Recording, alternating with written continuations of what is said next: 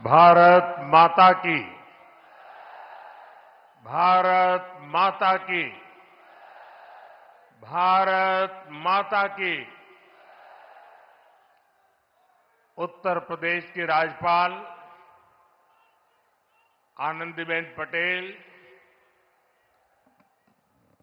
यहां के लोकप्रिय मुख्यमंत्री योगी आदित्यनाथ जी, केंद्रीय मंत्रिमंडल में मेरे वरिष्ठ सहयोगी और लखनऊ के सांसद रक्षा मंत्री राजनाथ सिंह जी, यूपी भाजपा के अध्यक्ष और केंद्र में मंत्रिपरिषद के मेरे साथी श्रीमान पंकज चौधरी जी, प्रदेश सरकार के उप मुख्यमंत्री केशव प्रसाद मौर्य, ब्रजेश पाठक, उपस्थित अन्य मंत्रीगण, जनप्रतिनिधिगण, देवी और सज्जनों, आज लखनऊ की ये भूमि एक नई प्रेरणा की साक्षी बन रही है। इसकी विस्तार से चर्चा करने से पहले मैं देश और दुनिया को क्रिसमस की शुभकामनाएं देता हूं। भारत में भी करोड़ों ईसाई परिवार आज उत्सव मना रहे हैं। क्रिसमस का ये उत्सव सभी के जीवन में खुशियां लाए, ये हम सभी की कामना है। साथियों, 25 दिसंबर का ये दिन देश की दो महान विभूतियों के जन्म का अद्भुत सुयोग लेकर भी आता है। भारत रत्न अटल बिहारी वाजपेयी जी, भारत रत्न महामना मदन मोहन मालवीय जी, इन दोनों महापुरुषों ने भारत की अस्मिता, एकता और गौरव की रक्षा की और राष्ट्र निर्माण में अपनी अमिट छाप छोड़ी। साथियों, आज 25 दिसंबर को ही महाराजा बिजली पासी जी की भी जन्म जयंती है। लखनऊ का प्रसिद्ध बिजली पासी किला यहां से अधिक दूर नहीं है। महाराजा बिजली पासी ने वीरता, सुशासन और समावेश की जो विरासत छोड़ी, उसको हमारे पासी समाज ने गौरव के साथ आगे बढ़ाया है। ये भी संयोग ही है कि अटल जी ने ही वर्ष 2000 में महाराजा बिजली पासी के सम्मान में डाक टिकट जारी किया था। साथियों, आज इस पावन दिन मैं महामना मालवीय जी, अटल जी और महाराजा बिजली पासी को श्रद्धापूर्वक नमन करता हूं, उनका वंदन करता हूं। साथियों, थोड़ी देर पहले मुझे यहां राष्ट्र प्रेरणा स्थल का लोकार्पण करने का सौभाग्य मिला है। ये राष्ट्र प्रेरणा स्थल उस सोच का प्रतीक है जिसने भारत को आत्मसम्मान, एकता और सेवा का मार्ग दिखाया है। डॉक्टर श्यामा प्रसाद मुखर्जी, पंडित दीनदयाल उपाध्याय जी और अटल बिहारी वाजपेयी जी, इनकी विशाल प्रतिमाएं जितनी ऊंची है, इनसे मिलने वाली प्रेरणाएं उससे भी अधिक बुलंद है। अटल जी ने लिखा था, नीरवता से मुखरित मधुबन, परहित अर्पित अपना तन मन, जीवन को शत शत आहुति में जलना होगा, गलना होगा, कदम मिलाकर चलना होगा। ये राष्ट्र प्रेरणा स्थल हमें संदेश देता है कि हमारा हर कदम, हर पग, हर प्रयास राष्ट्र निर्माण के लिए समर्पित हो। सबका प्रयास ही विकसित भारत के संकल्प को सिद्ध करेगा। मैं लखनऊ को, उत्तर प्रदेश को, पूरे देश को इस आधुनिक प्रेरणा स्थली की बधाई देता हूं। और जैसा अभी बताया गया और वीडियो में भी दिखाया गया कि जिस जमीन पर यह प्रेरणा स्थल बना है,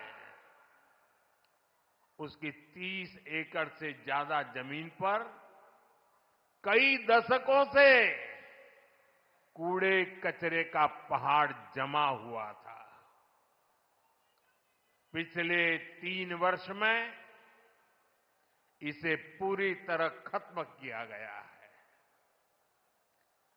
इस प्रोजेक्ट से जुड़े सभी श्रमिकों, कारीगरों, योजनाकारों, योगी जी की और उनकी पूरी टीम को भी मैं बहुत बहुत बधाई देता हूं।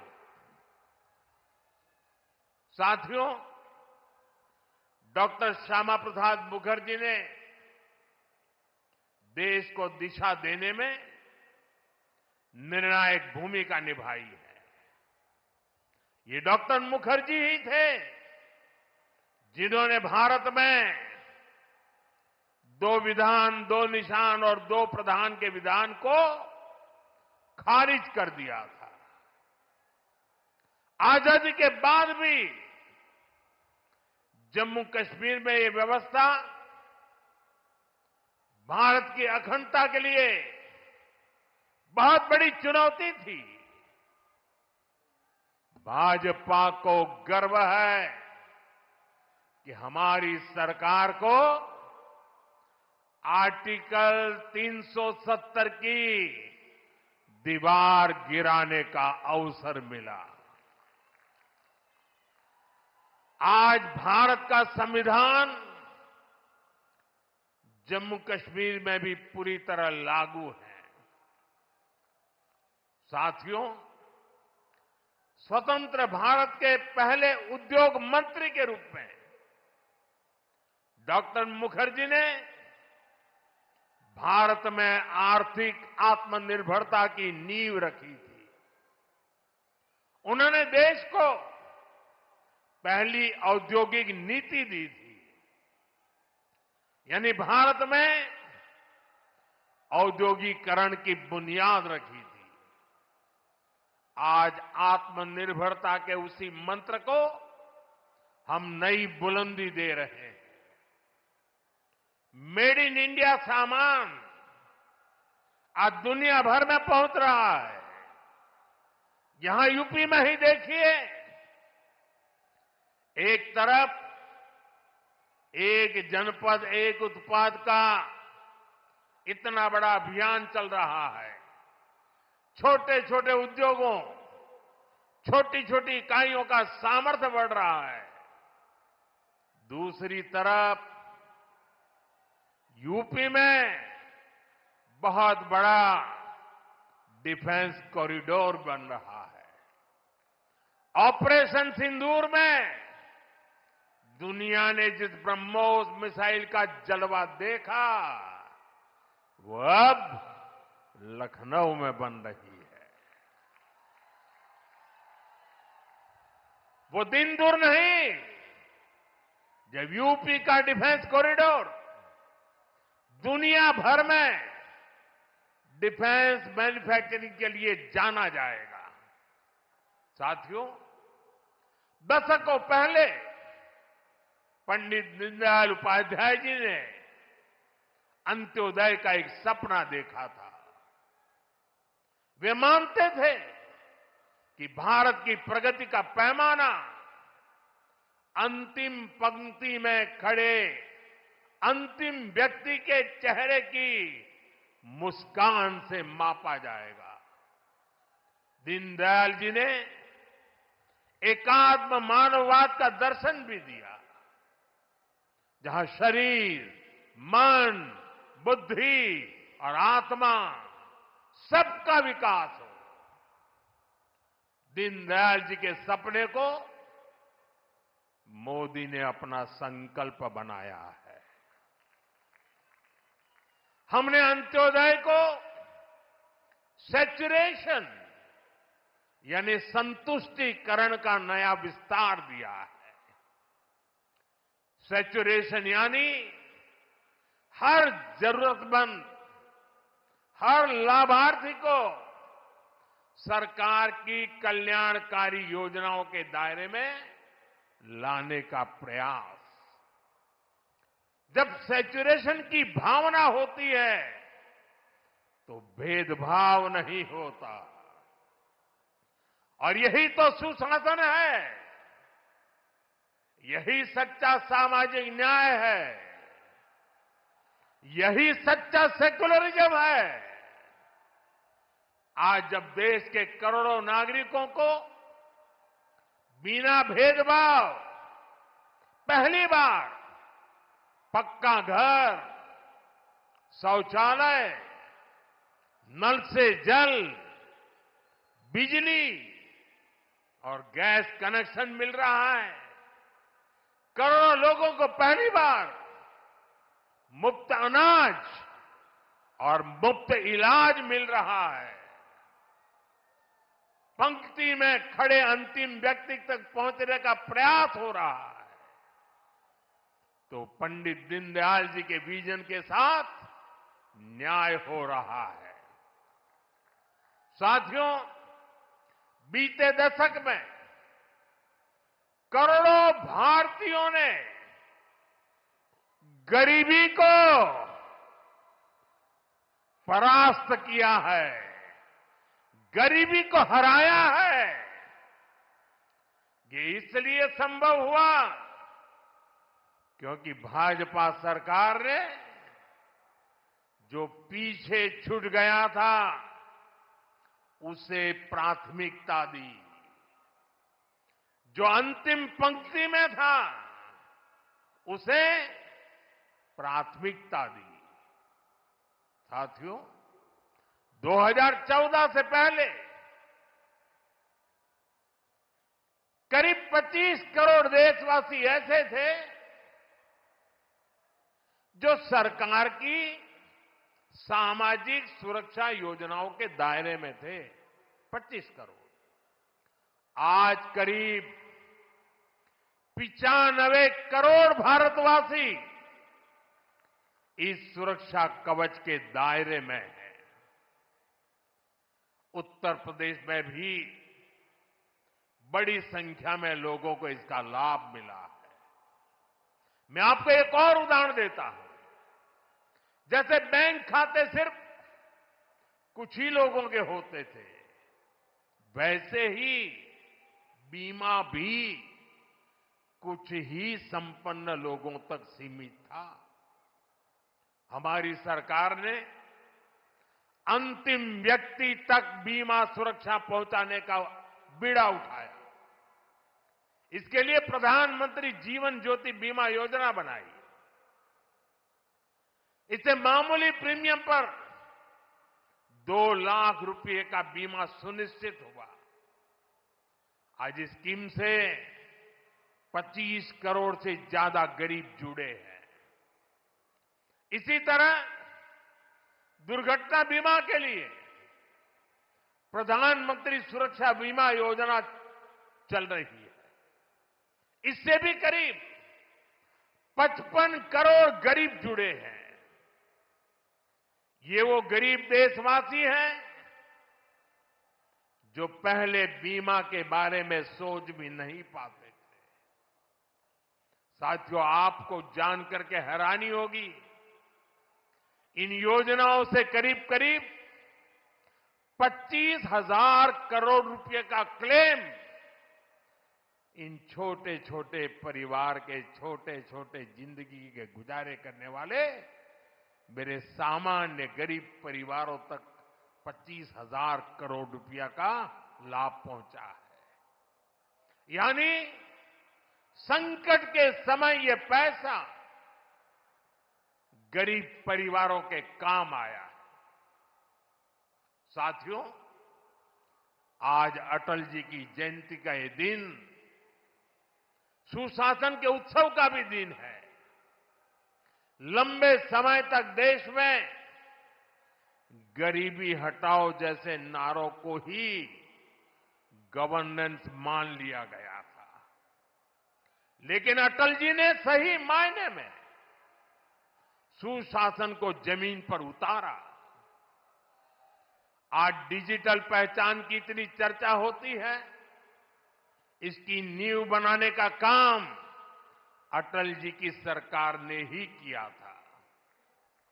उस समय जिस विशेष कार्ड के लिए काम शुरू हुआ था, जो आज आधार के रूप में विश्वविख्यात हो चुका है, भारत में टेलीकॉम क्रांति को गति देने का श्रेय भी अटल जी को ही जाता है।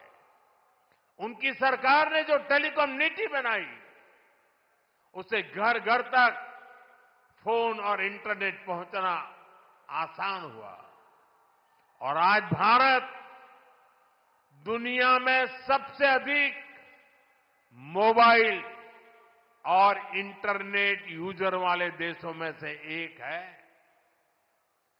साथियों, आज अटल जी जहां होंगे, इस बात से प्रसन्न होंगे कि बीते 11 वर्षों में भारत दुनिया का दूसरा बड़ा मोबाइल फोन निर्माता बन गया है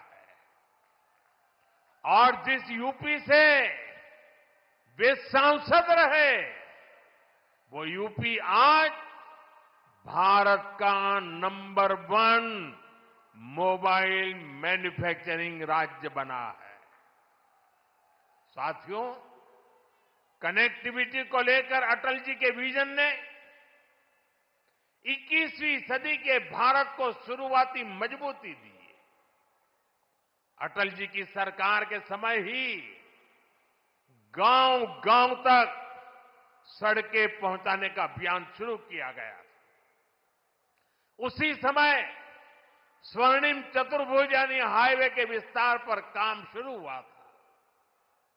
साथियों, साल 2000 के बाद से प्रधानमंत्री ग्रामीण सड़क योजना के तहत अब तक करीब 8 लाख किलोमीटर सड़कें गांवों में बनी है और इनमें से करीब 4 लाख किलोमीटर ग्रामीण सड़कें पिछले 10-11 साल में बनी है। और साथियों, आज आप देखिए, आज हमारे देश में अभूतपूर्व गति से एक्सप्रेसवे बनाने का काम कितनी तेजी से चल रहा है। हमारा यूपी भी एक्सप्रेसवे स्टेट के रूप में अपनी पहचान बना रहा है। वो अटल जी ही थे जिन्होंने दिल्ली में मेट्रो की शुरुआत की थी। आज देश के 20 से ज्यादा शहरों में मेट्रो नेटवर्क लाखों लोगों का जीवन आसान बना रहा है। भाजपा एनडीए सरकार ने सुशासन की जो विरासत बनाई है, उसे आज भाजपा की केंद्र और राज्य की सरकारें नए आयाम, नया विस्तार दे रही है। साथियों, डॉक्टर मुखर्जी, पंडित दीनदयाल जी, अटल जी, इन 3 महापुरुषों की प्रेरणा, उनके विजनरी कार्य, ये विशाल प्रतिभाएं विकसित भारत का बहुत बड़ा आधार है। आज इनकी प्रतिमाएं हमें नई ऊर्जा से भर रही है। लेकिन हमें यह नहीं भूलना है कि आजादी के बाद भारत में हुए हर अच्छे काम को कैसे एक ही परिवार से जोड़ने की प्रवृत्ति पनपी। किताबें हो, सरकारी योजनाएं हो, सरकारी संस्थान हो, गली, सड़क, चौराहे हो, एक ही परिवार का गौरवगान, एक ही परिवार के नाम, उनकी ही मूर्तियां, यही सब चला। भाजपा ने देश को एक परिवार की बंधक बनी इस पुरानी प्रवृत्ति से भी बाहर निकाला है। हमारी सरकार मां भारती की सेवा करने वाली हर अमर संतान, हर किसी के योगदान को सम्मान दे रही है। मैं कुछ उदाहरण आपको देता हूं। आज नेताजी सुभाष चंद्र बोस की प्रतिमा दिल्ली के कर्तव्य पथ पर है। अंडमान में जिस द्वीप पर नेताजी ने तिरंगा फहराया, आज उसका नाम नेताजी के नाम पर है। साथियों, कोई नहीं भूल सकता कि कैसे बाबा साहब आंबेडकर की विरासत को मिटाने का प्रयास हुआ। दिल्ली में कांग्रेस के शाही परिवार ने यह पाप किया और यहां यूपी में सपा वालों ने भी यही दुस्साहस किया। लेकिन भाजपा ने बाबा साहब की विरासत को मिटने नहीं दिया। आज दिल्ली से लेकर लंदन तक बाबा साहब आंबेडकर के पंचतीर्थ उनकी विरासत का जयघोष कर रहे हैं।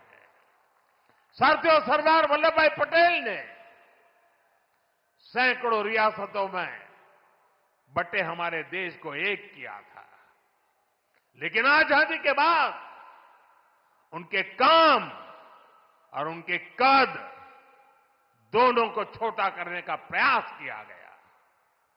ये भाजपा है जिसने सरदार साहब को वो मान सम्मान दिया जिसके वो हकदार थे।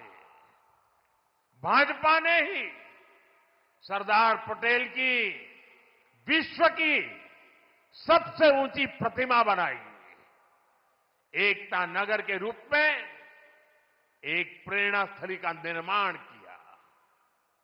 अब हर साल वहां 31 अक्टूबर को देश राष्ट्रीय एकता दिवस का मुख्य आयोजन करता है। साथियों, हमारे यहां दशकों तक आदिवासियों के योगदान को भी उचित स्थान नहीं दिया गया। हमारी सरकार ने ही भगवान बिरसा मुंडा का भव्य स्मारक बनाया। अभी कुछ सप्ताह पहले ही छत्तीसगढ़ में शहीद वीर नारायण सिंह आदिवासी म्यूजियम का लोकार्पण हुआ है। साथियों, देश भर में ऐसे अनेक उदाहरण हैं। यही उत्तर प्रदेश में ही देखें तो महाराजा सुहेलदेव का स्मारक तब बना जब भाजपा सरकार बनी। यहां निषाद राज और प्रभु श्री राम की मिलन स्थली को अब जाकर के मान सम्मान मिला। राजा महेंद्र प्रताप सिंह से लेकर चौरी चौरा के शहीदों तक मां भारती के सपूतों के योगदान को भाजपा सरकार ने ही पूरी श्रद्धा और विनम्रता से याद किया। साथियों, परिवारवाद की राजनीति की एक विशिष्ट पहचान होती है। यह असुरक्षा से भरी हुई होती है।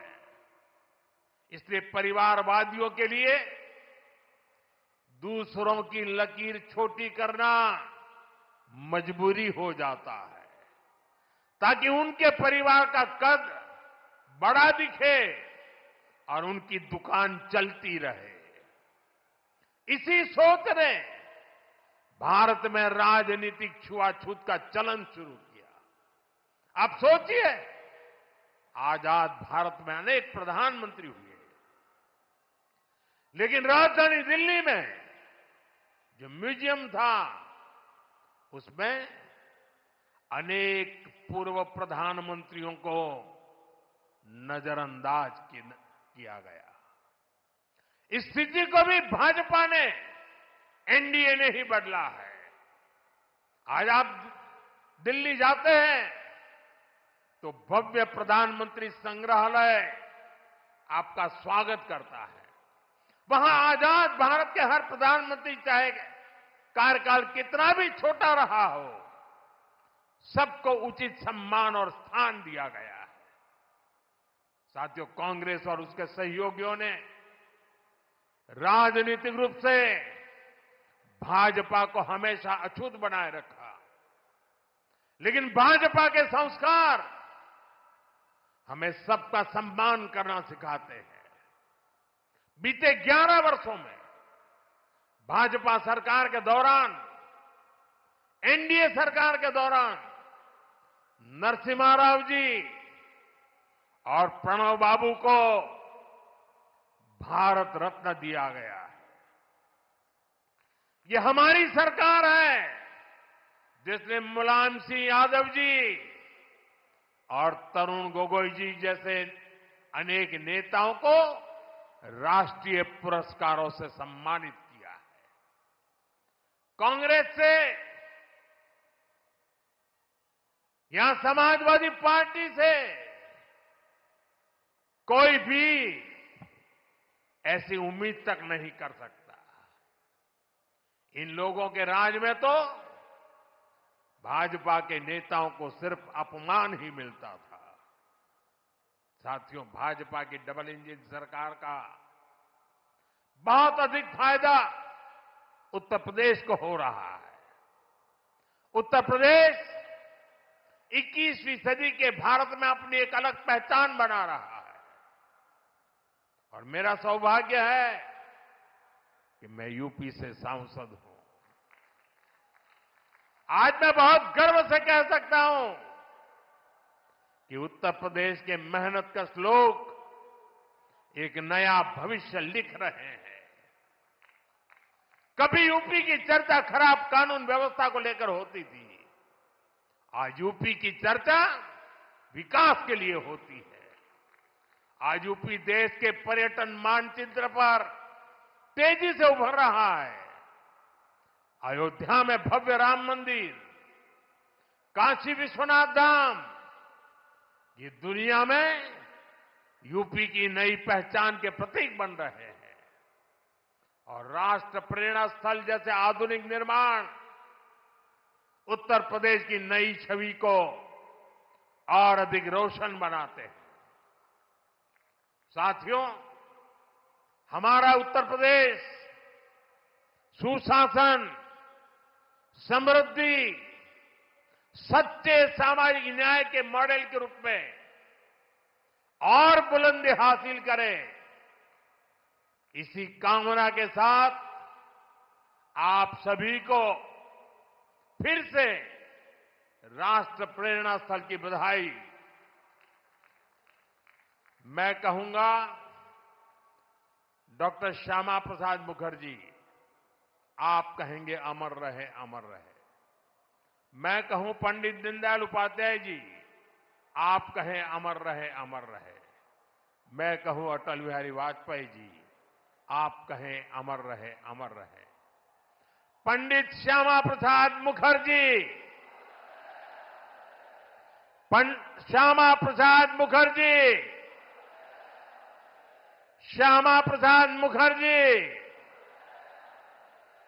पंडित दीनदयाल जी, पंडित दीनदयाल जी, पंडित दीनदयाल जी, अटल बिहारी वाजपेयी जी, अटल बिहारी वाजपेयी जी, अटल बिहारी वाजपेयी जी, भारत माता की वंदे वंदे। बहुत बहुत धन्यवाद।